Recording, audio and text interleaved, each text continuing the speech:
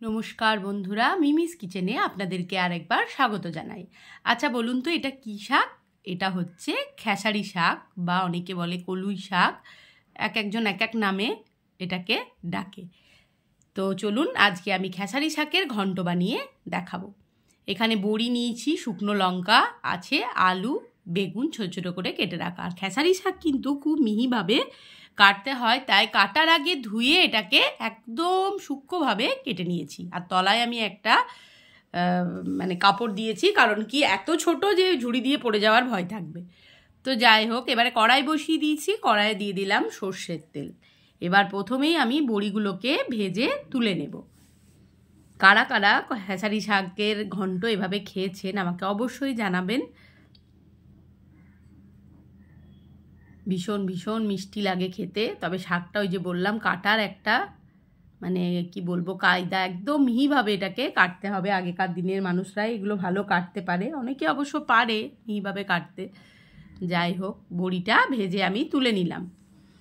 এবারে তেলের মধ্যে দিয়ে দেব কুচিয়ে রাখা আলু আর বেগুন।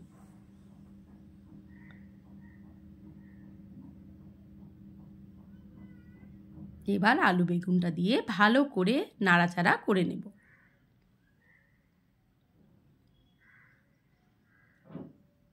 সবুজ শাক সবজিতে প্রচুর তো গুণ আছে। এখনকার ছেলেমেয়েরা তো সবুজ শাক সবজি খেতেই চায় না। জোর করে পাতে একটু দিলে হয়তো খায়, নাহলে খাবে না সব।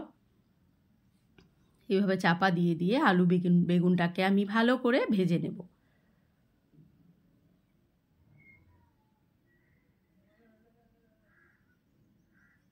যদি শিম থাকে, একটু শিমও চাইলে কুচিয়ে দিতে পারেন, এর সাথে খারাপ লাগবে না খেতে।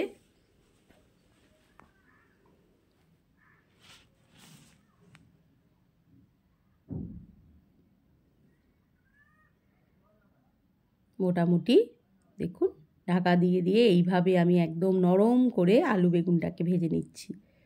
একটু ঢাকা না দিলে ঠিক মতন ভাজা হবে না, কারণ তেলের পরিমাণ আমি খুব বেশি কিন্তু দিইনি।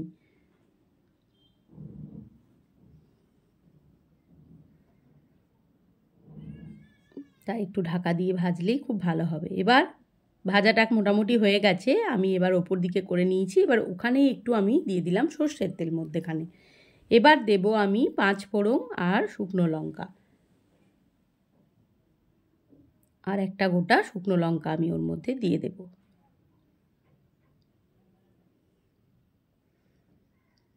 এবার ফোড়নটাকে গরম হতে দেবো, আর দিয়ে দিলাম চিড়ে রাখা বেশ 4-5টা মতন কাঁচা লঙ্কা।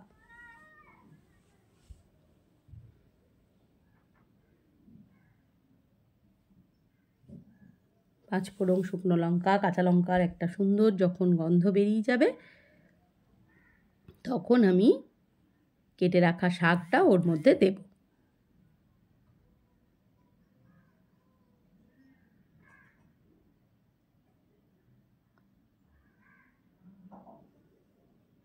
এবার মিশিয়ে নিচ্ছি, ফোড়নটা আমার ভাজা হয়ে গেছে।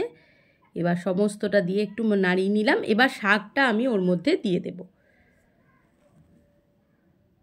দেখুন কিভাবে একদম মিহিভাবে শাকটা কিন্তু কাটা হয়েছে। এইভাবেই এই শাক কাটতে হয়। এবার ওপর থেকে দিয়ে দিলাম নুন, আর দিয়ে দেব মিষ্টি, অল্প হলুদ দেব,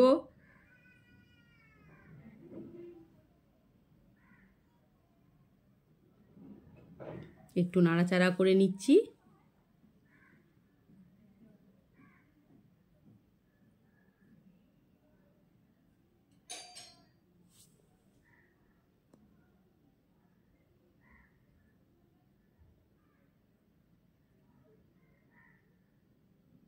নাড়াচাড়া করে নিলাম।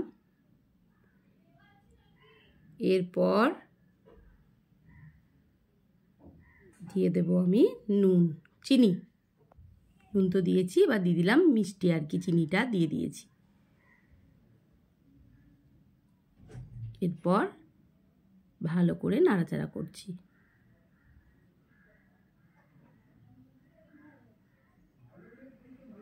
ঢাকা দিয়েছিলাম, ঢাকাটা খুললাম, খুলে এবার দিয়ে দেব জিরের গুঁড়ো,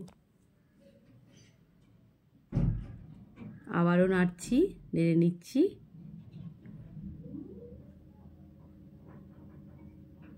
জল কিন্তু আমি দিইনি, ওখান থেকে যে জল বেরিয়েছে শাক থেকে সেটাতেই কিন্তু শাক আমার সেদ্ধ হয়ে যাবে। এবার ভেজে রাখা বড়িটাকে আমি হামানদিস্তায় গুঁড়ো করে নিয়েছি একটু মিহিভাবে।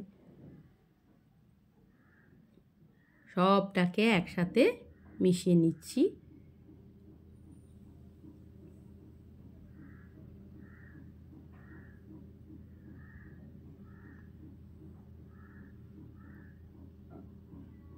একদম শুকনো ঝাড়া ঝাড়া হবে, যেহেতু বেগুন আছে তাই একটু বেশ গা মাখা মাখা ব্যাপারও আছে। ভীষণ ভালো লাগে, এইভাবে একবার খেয়ে দেখবেন আপনারা খেসারি শাকের ঘন্ট। ভিডিওটি যদি ভালো লাগে তাহলে অবশ্যই like, comment, share and subscribe করে আমার পাশে আপনারা এভাবেই থাকবেন। সবাই ভালো থাকুন, সুস্থ থাকুন। পরবর্তী ভিডিওর সাথে আবার আপনাদের সাথে দেখা হবে।